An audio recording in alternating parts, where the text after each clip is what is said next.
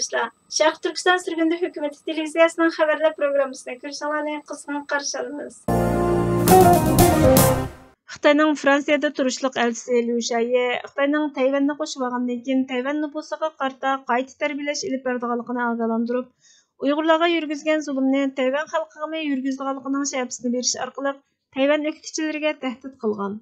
Xalqaro ko'zdan kechirish to'rining 3 avgustdagi xabariga qaraganda, Amerika Ovon palatasining boshlig'i Nancy Pelosi Tayvanga kelib ziyorat qilgandan keyin Xitoyning Fransiyada turishliq elchisi Liu Shaye chorshanba kuni Fransiya BFM televiziyasining ziyoratini qabul qilib, Pelosining ziyoratini xatarga yo'l ochadigan zo'r bo'lmagan ig'vogarchilik deb tasvirlagan va Xitoyning Tayvanni qo'shib olgandan keyin Tayvan nufusiga qarta qayta tarbiyalash ilib boradiganligini ogohlantirib, Uyg'urlarga qilgan zulmni Tayvan xalqiga qiladiganligining shabisini berish orqali Tayvan o'qituvchilariga tahdid qilgan.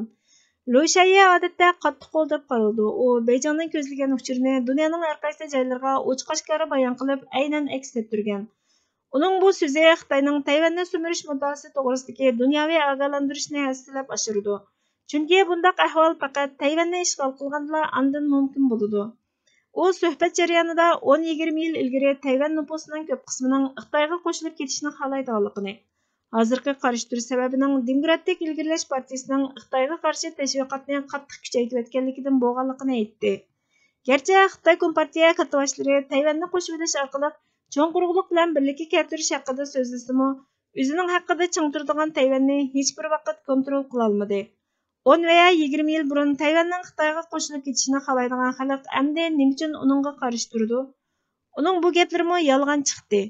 U ziyorat jarayonida Xitoyning Tayvanga hujum qilish ehtimolining hamisha borligini, ammo bu xil hujumning Tayvan aholisiga qarshi turmaydiganligini aytib qolmay, yana texi Tayvan nufusining Beijingning hukmronligini qabul qilishga texmi qiziqayotganligini, texmi vatanparvar bo'lib ketayotganligiga ishonadiganligini aytdi.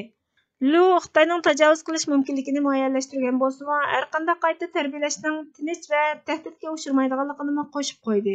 Liu Demokratik taraqqiyot partiyasini qadam-qadam mustaqillik faoliyatiga qatnashgan deb aybladi. Shundaqla, agar biz inkos qaytarmasak, ular mustaqillikdan iborat maqsadiga erishadi dedi.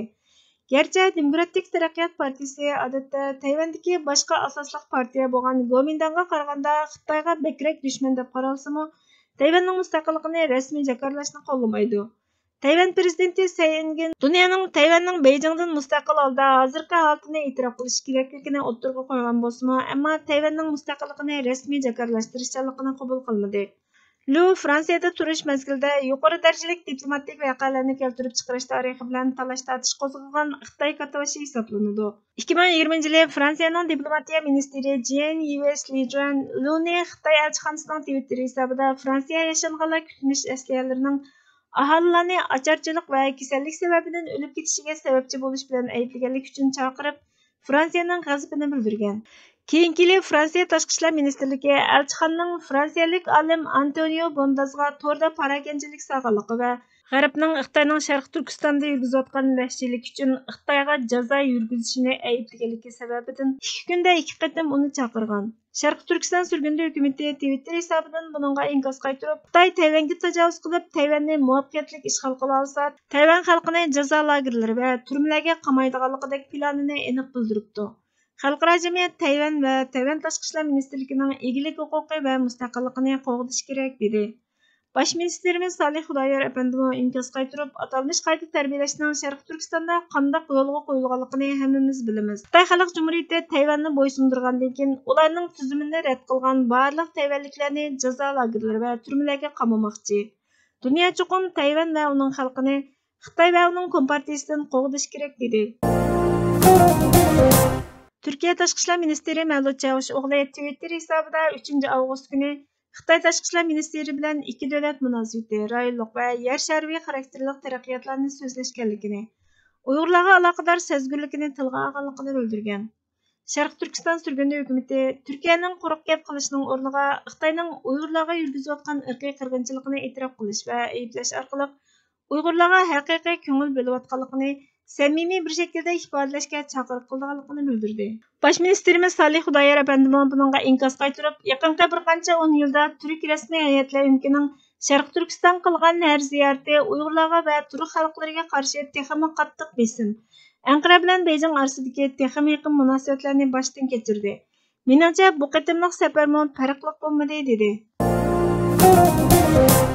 Xitoyning tashqi ishlar ministri yordamchisi Hua Chunying Twitter hisobida Xitoyning Amerikaning parvosizligi, mas'uliyatsizligi va ziyoda aqlsizligiga qattiq qarshi turmasa, xalqaro munosabatda egilik huquqi va zamin butunligiga hurmat qilish prinsipining faqat qog'oz yuzidagi so'zga aylanadiganligini aytgan. Bosh ministerimiz Salih Xudoyor apandi buningga inkos qaytirib, Xitoy azaldan xalqaro munosabatlarda egilik huquqi va zamin butunligiga hurmat qilish prinsipiga amal qilib boqmadi.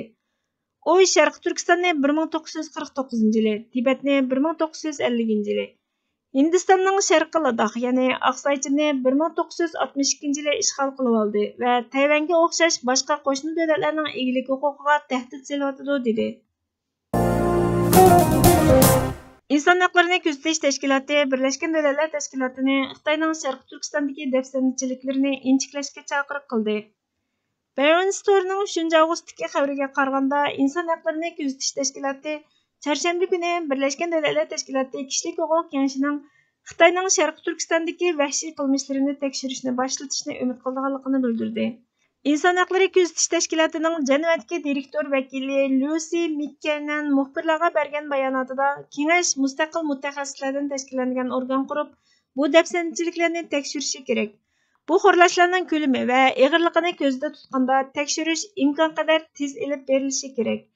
Biz Oliy komissarning Xitoyga qaytargan inkosiga qarata qattiq umidsizlandik.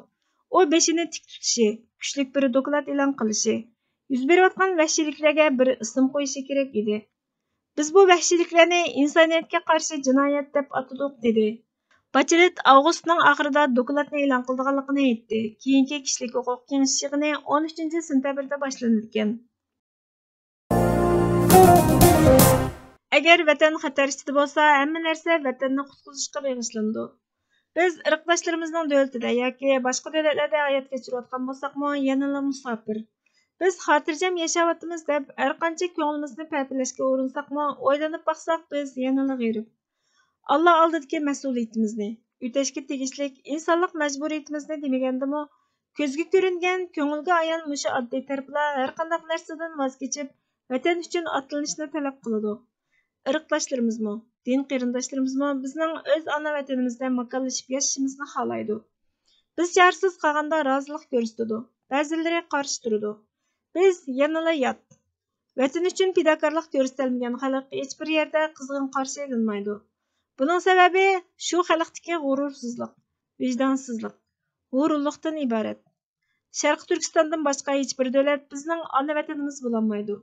Xalqi bilan bo'lgan irqdoshligimizdan foydalanib, biz o'zimiz turayotgan davlatni ona vatanimiz deb maydonlarda vaqirsak, bu xushomadchilikdan boshqa hech narsa emas. Bu xushomadchilikdan bizning qaddimiz ruslanmaydi. Aksicha o'zimizni tushirib olamiz.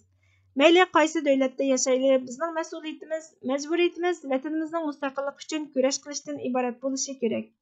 Bundoq bo'lmay, Xitoyga bog'lanib, Xitoydan demokratiya, hurlik talab qilsak, davlatchilik huquqiga ega bo'lgan, vatan uchun o'lishga tayyor mustaqil davlat xalqi past nazar bilan qarab kuladi xolos. Bizning qutqulimizni, fikr qilish huquqimizni erkin dunyoda hech kim bo'g'ib qo'ymadi. Manfaatdan, arzimas huquqdan voz kechmaslik yoki ro'yimizga o'rnab ketgan qo'rqish bizni vatanning mustaqilligi uchun jon-dil bilan kurash qilishdan tormozlab qo'yadi. Ba'zilar vatanning mustaqilligi uchun sharoit yer bermaydi deyishi mumkin. Bizga hech kim sharoit hozirlab bermaydi. Haqiqiy niyatimiz bilan Allohga tavakkul qilib, o'zimiz yo'lga chiqamiz. Zo'riymiz. Bizning irodamiz, bo'shashmay olg'a qarab menishimiz bizni natijaga boshlaydi. Sharoit yer bermaydi deb o'ltirish yoki insonlikdan nasibasi yo'q zolim Xitoydan demokratiya talab qilish bizga hech nima ato qilmaydi. Dunyodan yo'qolib ketishga rizolik ko'rsatishdan boshqa narsa emas.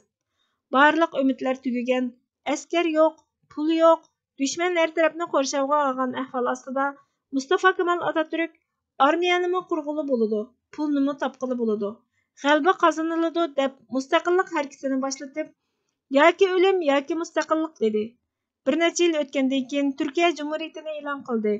Ularni muvaffaqiyatga erishtirgan narsa ishonch, iroda, bosh egmas ruhdan boshqa hech narsa emas edi.